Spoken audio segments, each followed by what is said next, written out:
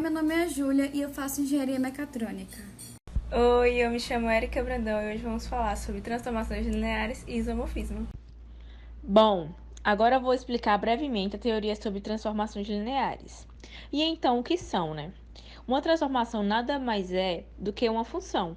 Tanto é que teremos elementos no domínio U e no contradomínio V, onde um elemento do mundo real se liga a outro elemento do mundo real. Mas por que é necessário falar isso? Porque vocês precisam saber que em álgebra linear, as funções barra transformações, né, não admitem apenas o conjunto dos números reais como domínio ou contradomínio. Elas admitem qualquer espaço vetorial. Por exemplo, um grupo de vetores, matrizes ou polinômios. Mas o que tornam essas transformações lineares, né?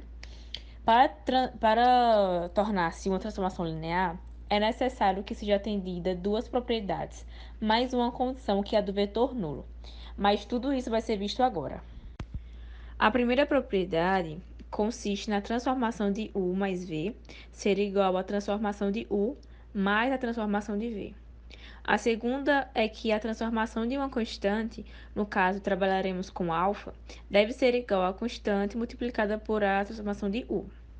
E a terceira condição não é uma propriedade, é mais um PS, sabe? Mais uma observação a ser vista.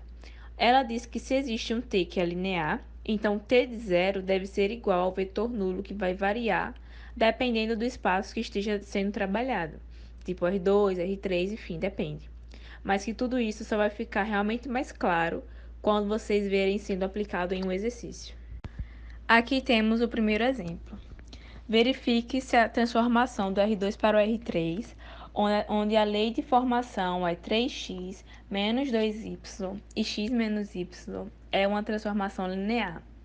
Bom, primeiro passo. Construir dois vetores do R2. R2 porque a transformação está sendo do R2 para o R3 e montar de acordo com a lei de formação.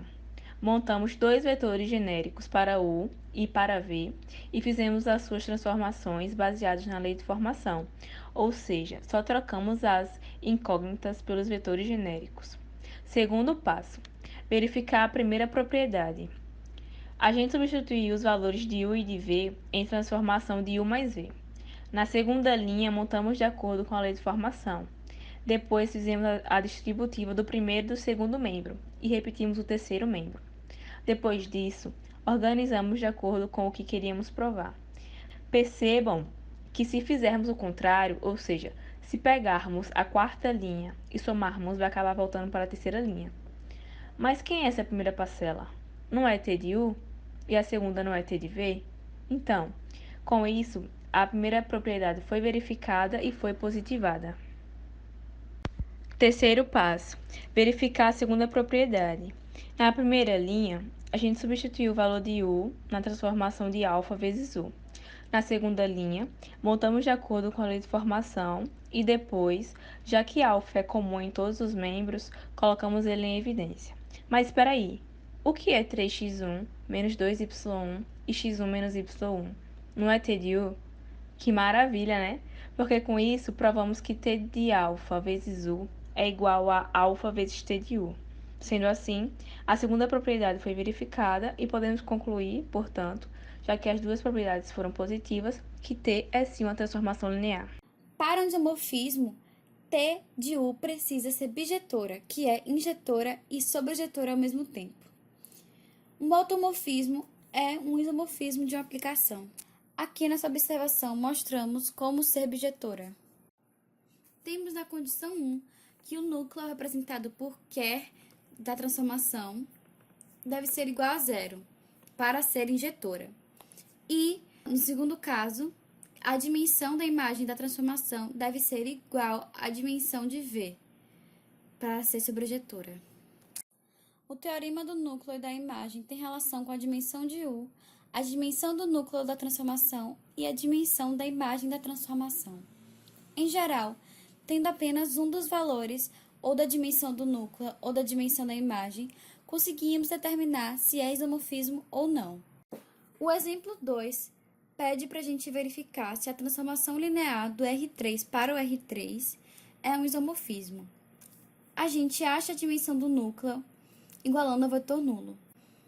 a gente montou um sistema e deu que a dimensão do núcleo é igual a zero, porque deu um vetor nulo. Isso quer dizer que ela é injetora. O segundo passo não é realmente necessário, que é achar a dimensão da imagem. Não precisamos calcular a imagem de T por causa do teorema do núcleo da imagem, mas iremos calcular para vocês terem uma ideia. Temos que a imagem de T é x, x menos y e 2x menos y menos z. Primeiro, para achar a dimensão da imagem, precisamos achar os geradores, como mostra na sequência 1. Tem aqui o x, y e o z. A gente precisa olhar quantas vezes cada um aparece em cada componente. Primeiro no x. Quantas vezes o x aparece na primeira componente da imagem? Uma vez. E na segunda, uma vez também. Na terceira é 2 vezes, pois está como 2x. O primeiro vetor gerador fica como 1, 1 e 2. E o y, na primeira componente, aparece 0 vezes, então fica 0. Na segunda componente, o y está multiplicado por menos 1, logo é menos 1.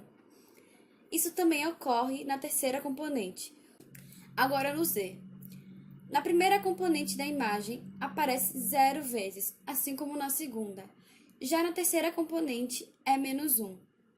Temos que os vetores geradores, que são 1, 1, 2, depois do segundo vetor é 0, menos 1 e menos 1.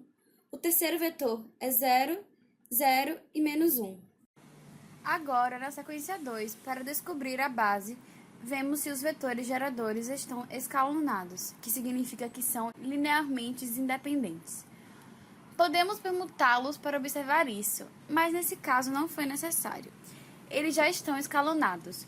Porém, se não estivessem, poderíamos usar o processo prático. A base da imagem possui os mesmos vetores que os geradores, e podemos concluir que a dimensão da imagem de T é igual a 3, já que é a quantidade de vetores da base. O terceiro passo é ver se é sobrejetora. Como a dimensão da imagem de T é igual a 3 e a dimensão de V do R3 é igual a 3, vemos que é sobrejetora e é isomorfismo. Outra opção é calcular apenas a dimensão ou da imagem ou do núcleo de T e substituir na fórmula do teorema do núcleo da imagem. Nesse exemplo aqui, colocamos que tínhamos calculado somente que a transformação é injetora, mas ainda não sabemos da dimensão da imagem. A gente coloca na fórmula e temos que a dimensão de U é igual ao do R3 e a dimensão do núcleo é igual a 0. E então, consequentemente, a dimensão da imagem é igual a 3. Depois de descobrir que a dimensão da imagem é igual a 3, vemos se a dimensão da imagem de T é igual à dimensão de V. E 3 é igual a 3, então é. É bem mais fácil fazer desse jeito, só preciso calcular o núcleo ou a imagem da transformação. Muito obrigado por terem assistido e até a próxima!